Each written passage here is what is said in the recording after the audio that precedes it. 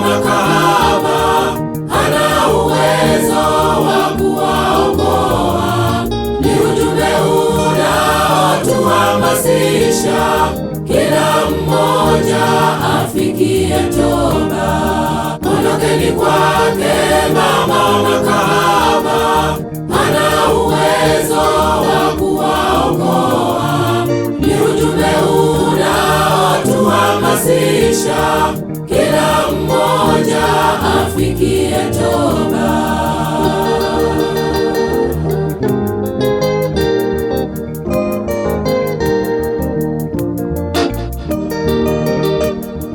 Mcheni Mungu na kumtukuza, saa ya hukumu imefika kwetu. Msujudieni aliyezifanya, mcheni Mungu tena kwa haraka. Mcheni Mungu na kumtukuza, saa ya hukumu imefika kwetu. Msujudieni aliyezifanya, mcheni Mungu tena kwa haraka.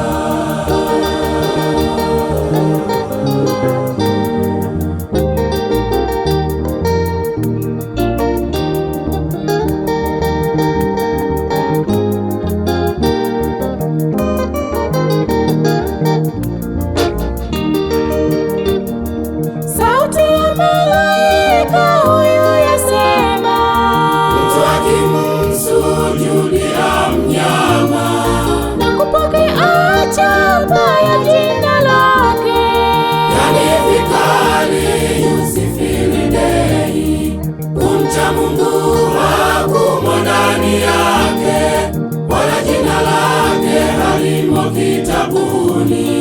Hapo ndipo penye ile hekima ya wazishikao amri za Mungu. Kumcha Mungu hakumo ndani yake, wala jina lake halimo kitabuni. Hapo ndipo penye ile hekima ya wazishikao amri za Mungu.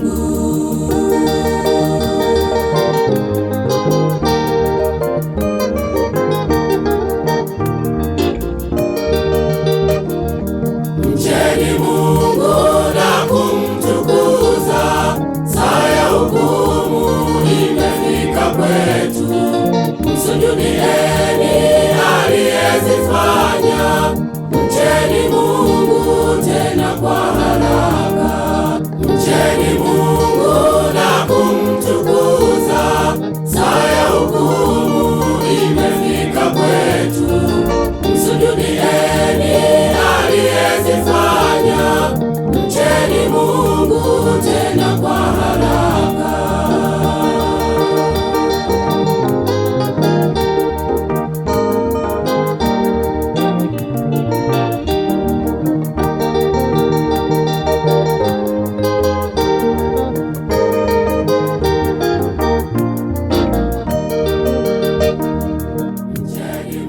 Sauti ya malaika wa kwanza.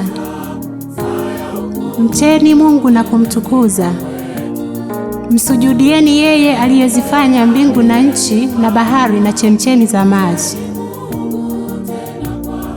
Sauti ya malaika wa pili. Umeanguka, umeanguka Babeli, mji ule ulio mkubwa, maana ndio ulionywesha mataifa yote mvinyo ya ghadhabu ya uasherati wake.